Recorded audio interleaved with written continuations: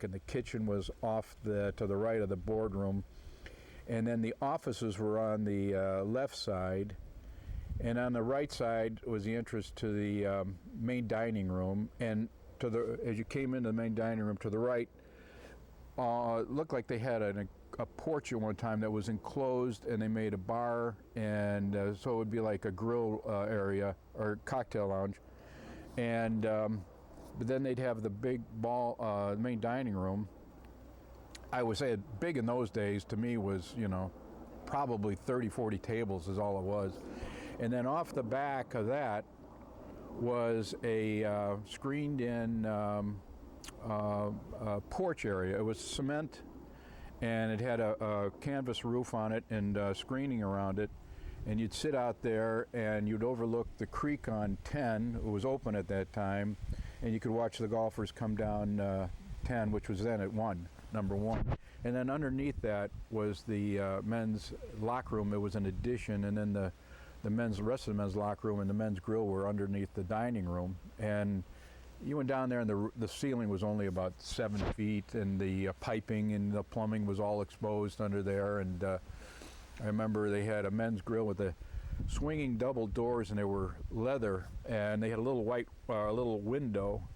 And I remember Hoot Gibson was showing videos of something. I don't know what it was, but I'm jumping up to look in the window to see what they were showing. And my dad came out and gave me hell, made me sit outside in the car and wait for him because he didn't want me to see what they were showing in there.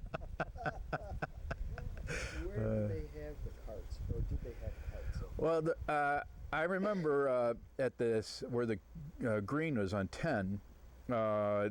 Across behind that was a farmhouse and a barn, and I didn't remember this, but Don Burney told me that's when they originally had golf carts. They would park them there, and then when I remember, the halfway house and the maintenance garage were where the pump house is today, between 1 and 2, and so they had it was only like a 1-story barn in there, and I think they kept the few golf carts that they had. They didn't have a lot. And the members had their own golf cart, but that's where I think they kept them when I can remember. Okay. You don't have any recollection or anything about that? Well, yeah, the front half of that building was the halfway house, and it was just a screened-in area. And 4 people could get in there. It was real small. And then in the back was where Chuck Lott had all his equipment, which wasn't a hell of a lot in those days. But they used to have to walk from the clubhouse up to the pro shop. The pro shop is where the little practice green is now on 10T off to the side. And that was no bigger than probably maybe a 1.5 car garage. The front half was the pro shop, and he had a little glass display case, and you could buy golf balls. They were all real soft Bellata type golf balls, and you could pay extra to have your name embossed on them. And they need to have a couple of bags and a couple of sets of clubs, so not a heck of a lot. And then you walk through like a hallway, and they had bins, horizontal bins, in which they keep the golf bags in there. And then in the back was his golf club repair shop, and he would fix and rewind the threads on wooden clubs and reshaft and regrip clubs back in there. And Carl Bimbutel was the pro when we were there, and Joe Najat, who later went to be the pro at what's the name out in Port Clinton area? I can't remember the golf. Then in the later part of his life, he was the rules official for the Northern Ohio PGA, and used to run into him and on those events, and a lot of fond memories. Plumbrook, is that the one? Yeah, Plumbrook, that's where he was. And then I met a guy just this year who was the assistant pro for 2 years in 54 and 55.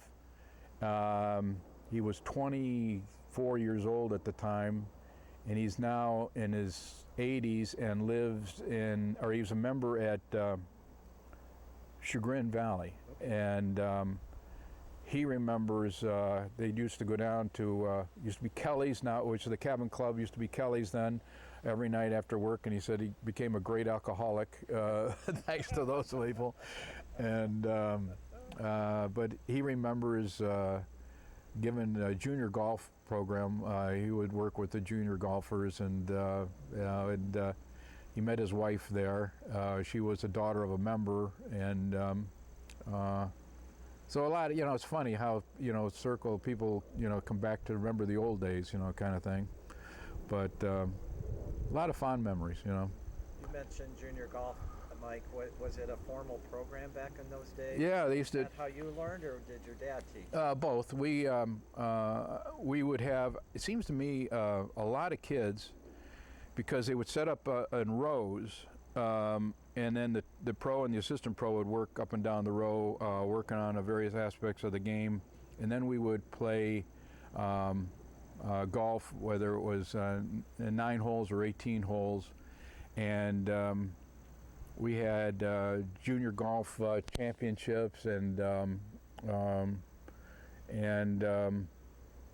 I can remember playing in it, and it was pouring rain. We're on number 9, which in those days, today is number 16, then it was number 9, and this kid had his mother's clubs, and he had to use a wood to get over the water from where the 100-yard marker is now, and it's pouring rain, and he swung, and the club let loose of the club and went into the water, and all you could see was the head of the wooden club floating.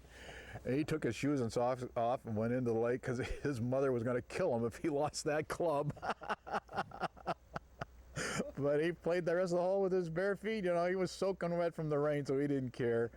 There was a lot of fun times, though. But and then we'd go out on Sundays, I remember, and my dad would work with us on the range, and we'd play a couple holes. And my older sister was a little bit into it.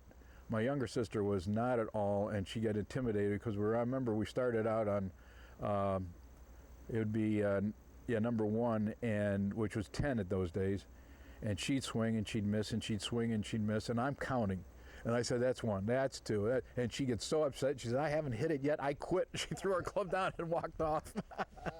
And that was the end of that one for her. But I played with my mom and dad a lot, but mostly my dad. And then as we got older, I played probably regularly until I was 18, 19 years old. I got to play on Rock River's golf team, and of course in those days they only had 5 or 6 guys who know how to play golf, so it wasn't hard to make the team.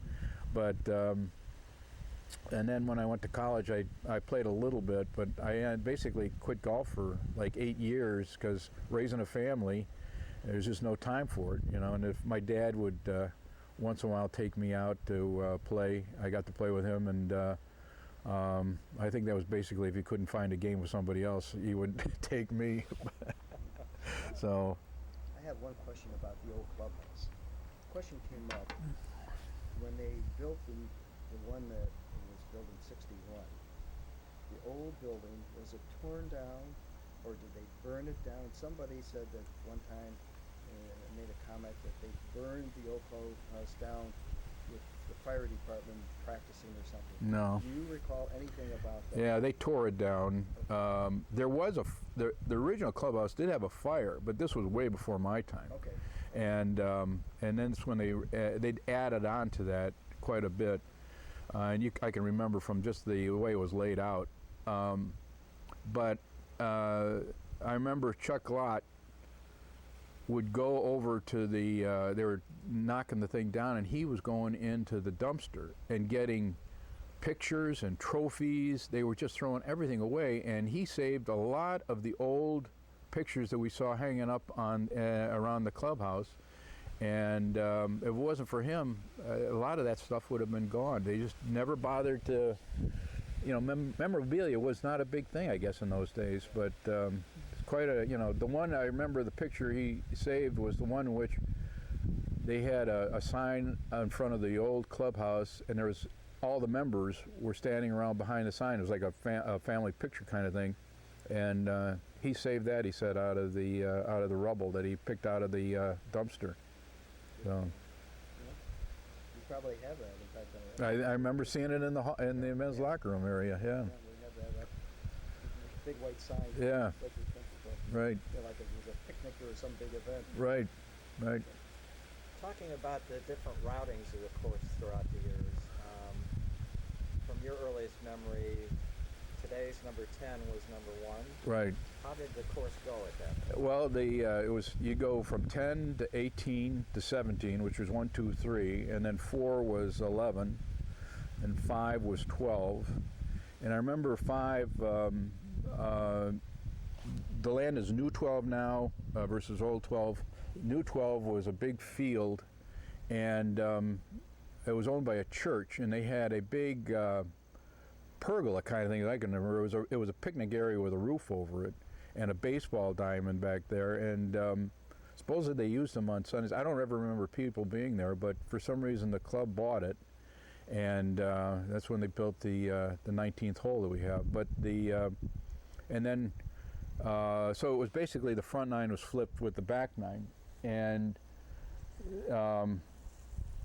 you know, I don't remember if that was the way the original Tillinghast design was or what, but they felt that the first 4 or 3 holes were the hardest, and they felt that it wasn't fair to start off that way, so that's when they flipped them. And I think too, when they built the new clubhouse up there, they wanted to have the 18th hole come by the clubhouse, you know, end up that way, and which is you know, 9 and where it ends now was the 18th hole. And so it was pretty much, and then 17, which is now number 8, was a slight dogleg right, and the old green was there, and they used to have problems because the trees were real small, and the members used to hit over 2T to get to 17 green. And so anybody on 2T, they got bombarded with 4, you know. And so they decided they were going to make 17 a dogleg left. And John Packle was telling me the story. He was involved with building that, and he said they were there with the contractor saying, we want to make this a dogleg left, and he's talking like, well, they're talking from the green looking back. They made it a slight dogleg right. And so, and it should